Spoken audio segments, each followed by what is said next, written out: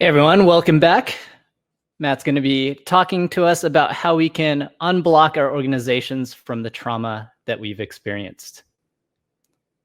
And we're going to get Matt's slides up here and take it away, Matt. Welcome to Flight, Fight, or Freeze, Releasing Organizational Trauma. And a couple things before we kind of get into it here. There is, in this talk, I will be talking about trauma and post-traumatic stress. I'm not going to be talking about any specific personal trauma experiences, but I do like to make sure folks are aware of that we will be talking about post-traumatic stress and trauma.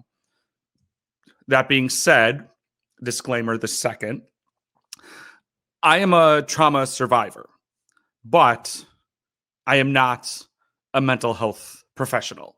So nothing in here should be taken as professional mental or emotional health advice, but we're going to see what we can learn about our organizations based upon how individuals respond and process trauma. Quick little thing about myself. So, like I said before, my name is Matt Stratton. I'm primarily known for my enjoyment of Diet Coke.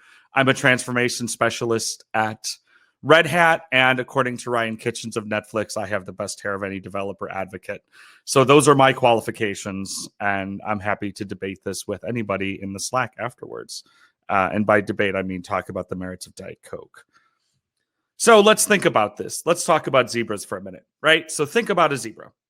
We've got a zebra that's at rest, that has no threat of predators, is operating within what we call the rest and digest function of the parasympathetic nervous system. Now, he's just sort of chilling there, you know, kind of maybe eating some grass on the savannah, maybe thinking about making baby zebras. I don't know. We can't really see inside the actual thoughts of the zebra, but we have some ideas. It's rest and digest. It's just being a chill zebra.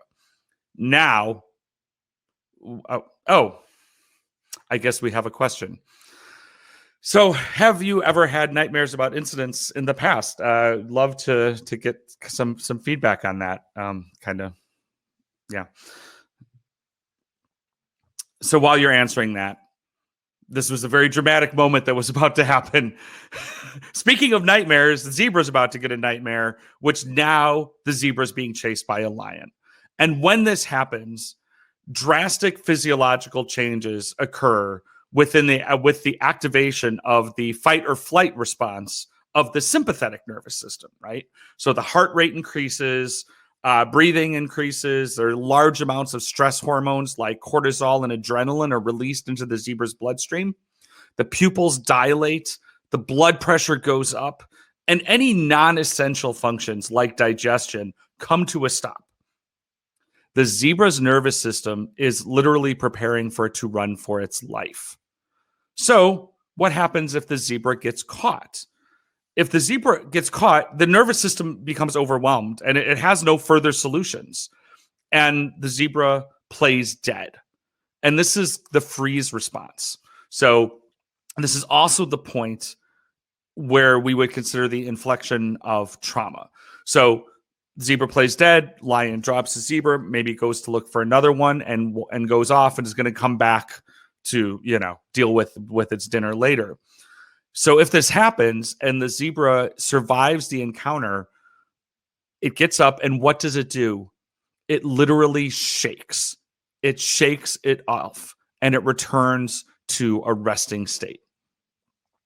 Now, this next slide is maybe the one if you want to do a screenshot or something like this. This might be the most important thing you learn all day at Failover Conf. So I hope you're ready. And here it is.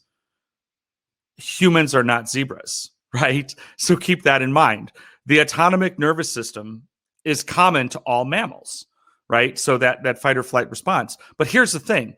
Humans have this thing called a prefrontal cortex, which zebras and lower mammals don't, right? So this is usually an advantage, right? The prefrontal cortex is where executive function happens.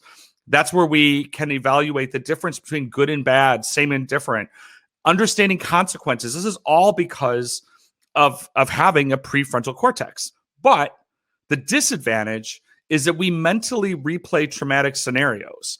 And this activates our sympathetic nervous system exactly like an actual threat would. So when we look at Dr. Peter Levine, who's done a lot of work around post-traumatic stress, Dr. Levine says, animals in the wild, they're not traumatized by routine threats to their lives. But humans, we become overwhelmed, and we're subject to symptoms around hyperarousal, shutdown, and dysregulation. Again, we aren't zebras. So if we think about in a healthy nervous system, we go between this is how we're constantly going, and this is okay, right? Like we get activated, it kicks in our sympathetic nervous system, but then we settle and the parasympathetic goes back in and it comes up, and it's this nice even wave, right? So we call this the window of tolerance. It's a zone of emotional arousal that is optimal for well-being and effective functioning. It's not a flat line, right? Like we want to activate these parts of our nervous system. So the parasympathetic, again, remember the downside, that's the rest and digest, what's conserving energy. We're being chill zebras. Whereas the sympathetic is that fight or flight response. Now, when we introduce a traumatic event, things change, right? So we can flip back and forth very quickly, operating outside of either part of the window of tolerance with being too activated or stuck, or we also can become stuck. So we can become stuck on or stuck off where we don't come back. So symptoms of being stuck on is when we see anxiety and panic, the inability to relax, hypervigilance. We see digestive problems because remember, this is all connected. And if we're stuck off is where we see depression and lethargy, chronic fatigue, again, more digestive problems because these things are connected together. Now, here's the thing.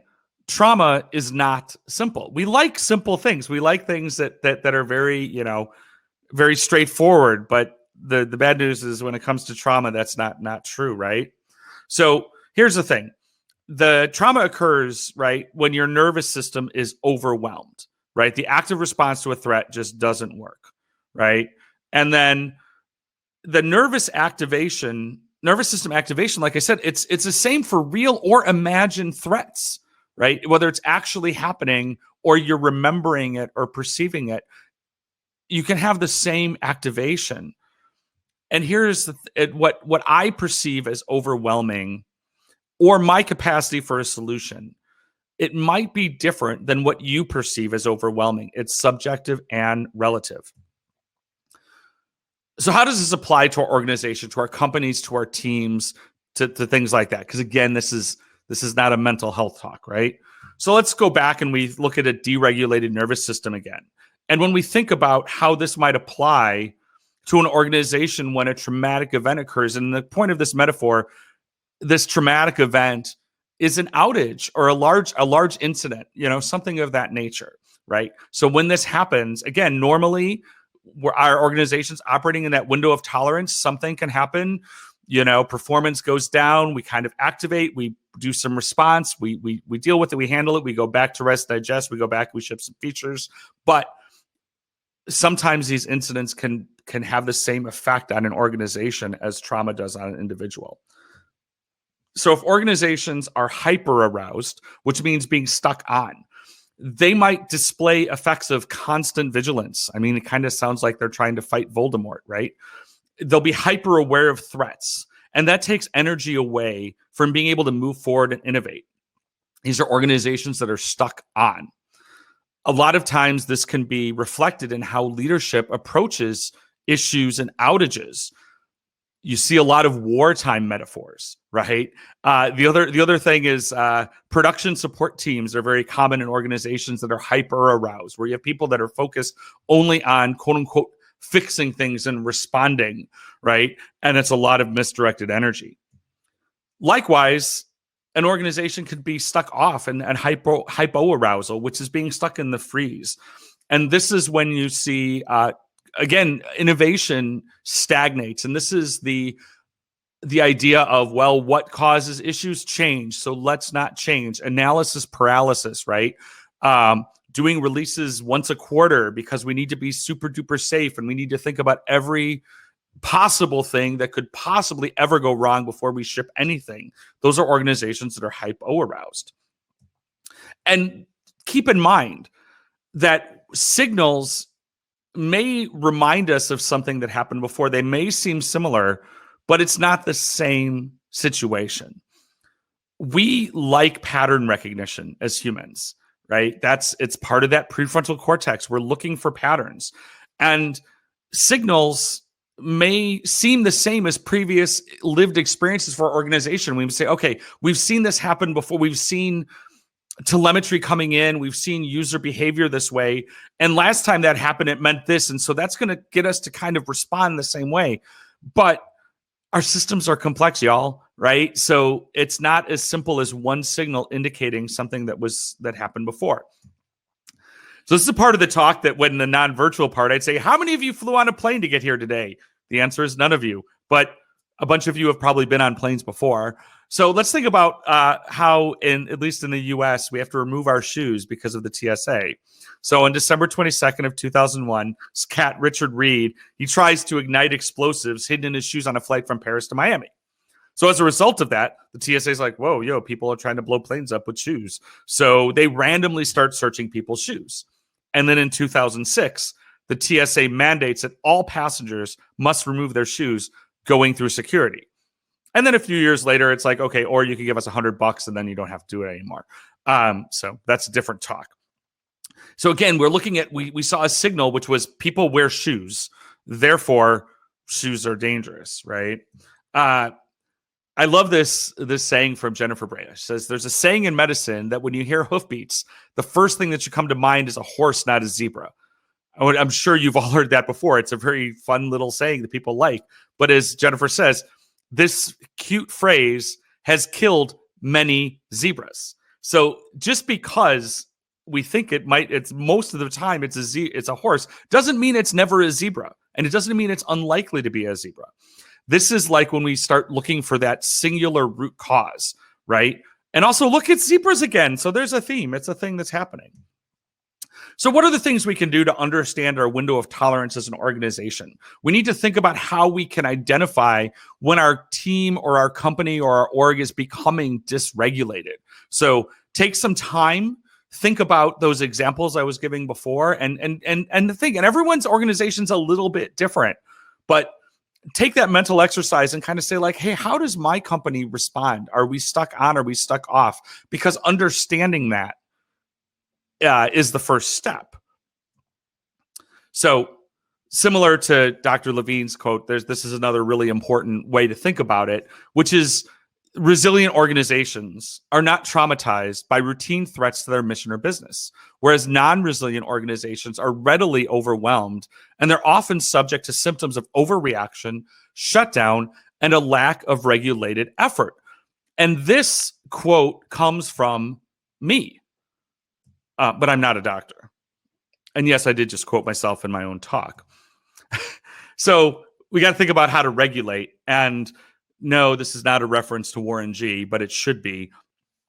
But how do we do this? So now we know, we can identify that we become dysregulated. So how do we take this deregulated state and then become more regulated?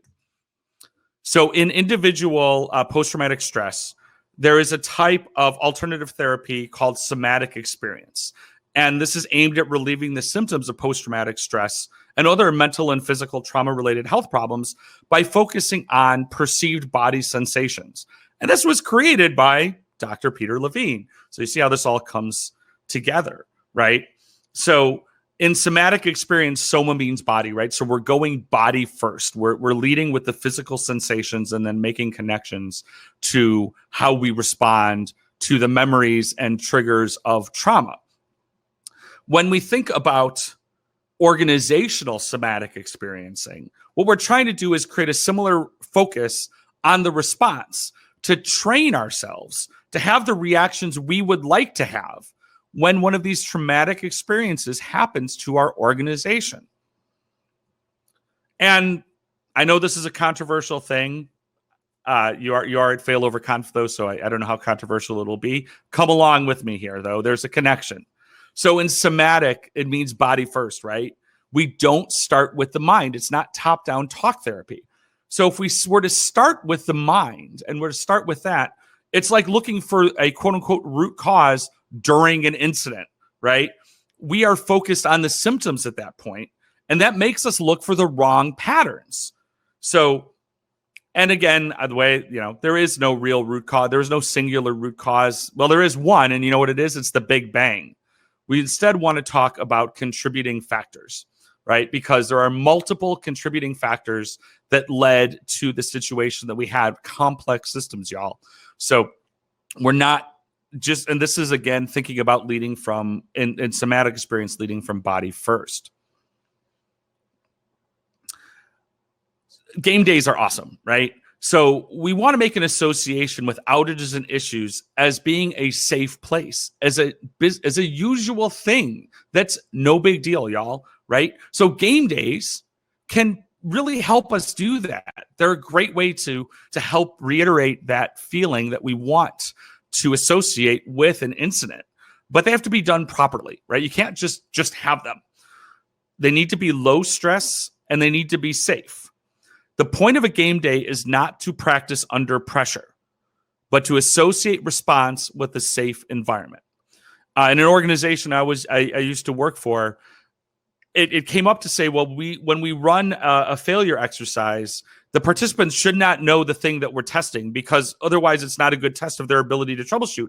And I said, no, look, the point of a game day is not to practice troubleshooting. The point is to practice our incident response process and mechanisms and create a psychophysiological response of calm. So when it really happens, we're leading with the body. Here's the thing. You don't need to practice putting your people under pressure. They're getting plenty of that already. You don't need to practice it. So if we're doing exploring in a game day, there has to be some guidance and structure around it, right? It's kind of like meditation. With some kinds of trauma, meditation is helpful. But what can happen if it's not guided, people go into their inner landscape and they encounter their trauma and then they don't know what to do. So they might be overwhelmed by it or they go around it because they don't have the guidance. So similarly, if we don't have real plans in place for our game day exercises, we might get wound around the axle on things that are irrelevant to what we're trying to do. And the other thing in meditation for trauma, we can get what Dr. Levine calls bliss bypass. And it's a way of avoiding the trauma. And similarly, if our game day is not following our usual rules, we actually made it a little too, quote unquote, safe. So if you run planned failure injection in a game day, you need to run them like a real incident.